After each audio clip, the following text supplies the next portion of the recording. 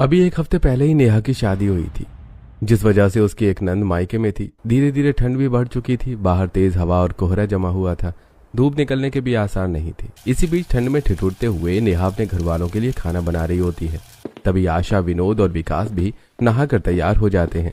साथ ही काजल बाहर से कुछ और सूखी लकड़ियां लाकर अपनी भाभी को देती है और तभी उनके घर पर सेठ रामराज आता है। अरे विनोद भैया, घर में ही बैठे रहोगे क्या?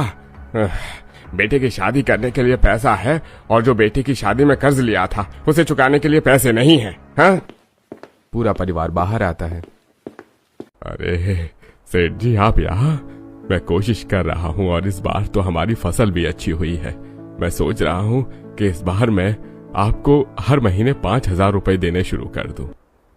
अरे पिछले 3 सालों से तुम बस मुझे किश्त देने की सोच रहे हो, पर दे नहीं रहे हो। हाँ, 2 महीने 3 महीने में आते हो और 5,000 रुपए देकर चले जाते हो। अरे तुम 3 जने खेत में काम कर रहे हो, आखिर पैसों का करते क्या हो? सच में बहन, हद हो गई। इन लोगों को तो उधार देना भी गलत है।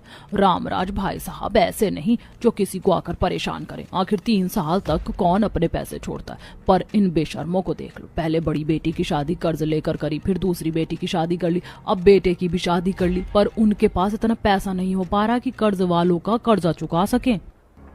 अरे बहन, जिनकी आदत होती है कर्ज लेकर घर चलाने की, वो कर्ज चुकाती थोड़ी ना है। हाँ, और इसका बेटा भी तो नालायक है। ये नहीं कि शहर जाकर कोई बड़ी नौकरी कर ले, पर नहीं, खेत में ही काम करना है। और ऊपर से दोनों नंदे, एक जाती है और एक आती है। हर दिन कोई ना कोई पड़ी रहती है इनके घर में। गांव वालों की बात सुनकर आशा और उसका पूरा परिवार शर्म से शर्मसार हो जाते हैं, जिसके बाद विनोद कपकपाती ठंड में दोनों हाथ जोड़कर घुटने के बल बैठ जाता है और रामराज से विनती करता है।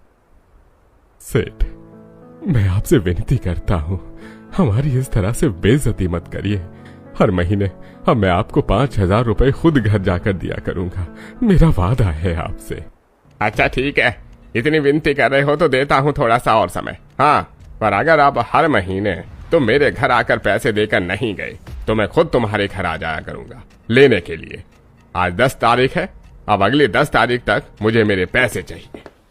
रामराज विनोद के काफी बोलने पर वहां से चला जाता है और पूरा परिवार अंदर जाता है, जहां खाना लगाते हुए नेहा अपने घर वालों से कहती है, माँ जी, पापा जी, रोना बंद कीजिए, खाना खा लीजिए। ऐसे में खाने का अपमान होता है। कर्जदार तो ऐसे ही होते हैं, घर आकर हम गरीबों को बस परेशान करते हैं।